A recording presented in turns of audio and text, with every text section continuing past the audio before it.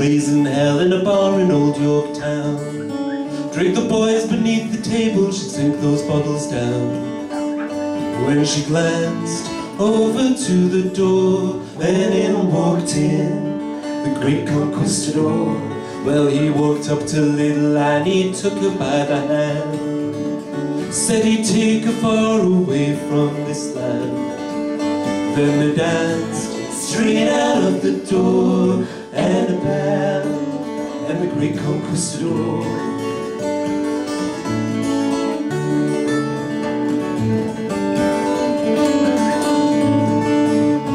Well, he took her to a nightclub on the other side of town, walked straight past the queue and laid his money down. Then they walked straight up to the second floor, Annabel and the great Conquistador. But he sat behind a white piano that happened to be there, played her everything he knew he'd make her care. She took him by the hand and led him to the dance floor. It's dancing time for the great Conquistador.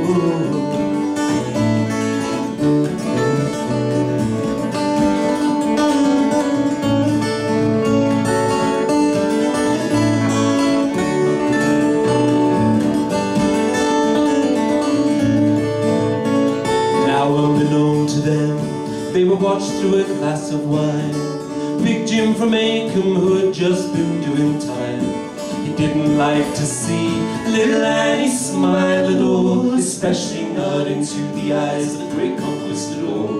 But he waited outside and followed in the dark, didn't make himself known till he got to Roundtree Park. There he knocked little Annie to the floor and stared into the eyes of the great Conquistador.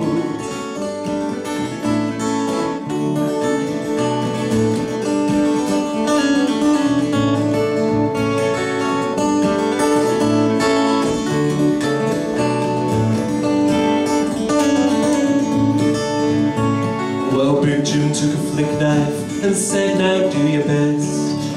Closed his eyes, lunged, and let fate do the rest. Now Jim lies in blood down on the floor, and with a smoking gun sat the great Conquistador. Well, he ran up to little Annie, took her in his arms, said, no, I failed you, I never meant you harm. He took her to the hospital, checked her in, and then he swore it's leaving time for the great Conquistador.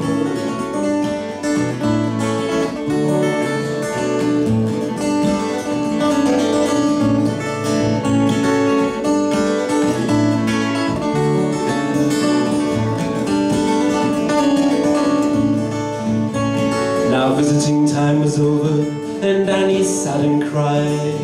No one had been to see her since the day that Big Jim died. Her wounds were mended, but her heart was still full sore, full of love for the great Conquistador.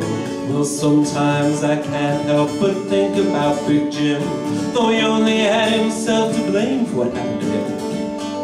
And I can't deny that I think a whole lot more about Annabel and the great Conquistador.